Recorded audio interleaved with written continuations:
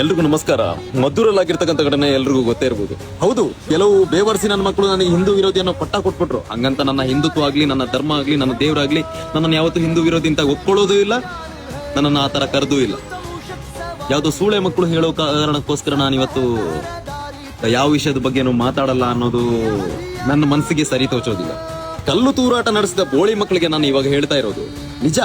ಪಕ್ಷ ಇದೆ ಅನ್ನೋ ಕಾರಣಕ್ಕೋಸ್ಕರ ನೀವು ಈ ತರ ಮಾಡ್ತಿರ್ಬೋದು, ನಿಮ್ಮನ್ನ ಸೇಫ್ ಮಾಡ್ತಾರೆ ಅಂತ. ಆದ್ರೆ ನೆನ್ಪಿಟ್ಕೊಳ್ಳಿ, ನಿಮ್ಮ ಫ್ಯಾಮಿಲಿ ವಿಷಯಕ್ಕೆ ಬಂದಾಗ, ನಿಮ್ಮ ಬುಡಕ್ ಬಂದಾಗ ಯಾರು ಹತ್ರ ಬರಲ್ಲ. ಪಕ್ಷ ಇದೆ ಅನ್ನೋ ಕಾರಣಕ್ಕೋಸ್ಕರ ದಯವಿಟ್ಟು ನೀವು ಇಲ್ಲ ಸಲ್ಲದನ್ನ ಮಾಡಕ್ ಹೋಗ್ಬೇಡಿ. ಯಾರೋ ಹೇಳಿದ್ರು, ಏನೋ ಹೋಮ್ ಮಿನಿಸ್ಟರ್ ಯಾರೋ ಹೇಳಿದ್ರು, ಇದು ಸಿಲ್ಲಿ ಮ್ಯಾಟರ್ ಅಂತ. ಯಾವ ತರ ಸಿಲ್ಲಿ ಮ್ಯಾಟರ್ ಸರ್?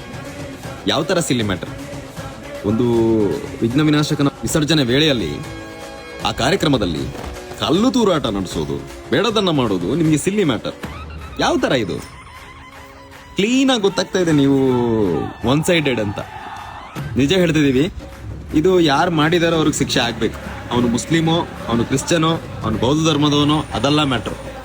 ಮಾಡಿರ್ತಕ್ಕಂಥ ತಪ್ಪಿಗೆ ಅವನು ಅನುಭವಿಸ್ಬೇಕು ಅಷ್ಟೇ. ಆದ್ರೆ ಒಂದಂತೂ ಸತ್ಯ, ಕಾನೂನಿನ ಚೌಕಟ್ಟಿಂದ, ದುಡ್ಡಿಂದ, ಅಧಿಕಾರದಿಂದ, ಇಲ್ಲ ನಿಮಗೆ ಸಂಬಂಧಪಟ್ಟ ಪಕ್ಷದಿಂದ ನೀವು ಸೇಫ್ ಆಗ್ಬಹುದು. ಆದ್ರೆ ದೇವರ ಕಣ್ಣಲ್ಲಿ ಸೇಫ್ ಆಗ್ಲಿಕ್ಕಿಲ್ಲ. ನಾಳೆ ದಿನ ರೋಡ್ಗೆ ಬಿದ್ದು, ಗಾಡಿ ಅಡಿಗೆ ಬಿದ್ದು ಸಾಯ್ಬಹುದು, ಹೇಳಿಕ್ಕಾಗುದಿಲ್ಲ. ಜಾಗ್ರತೆ. ಜೈ.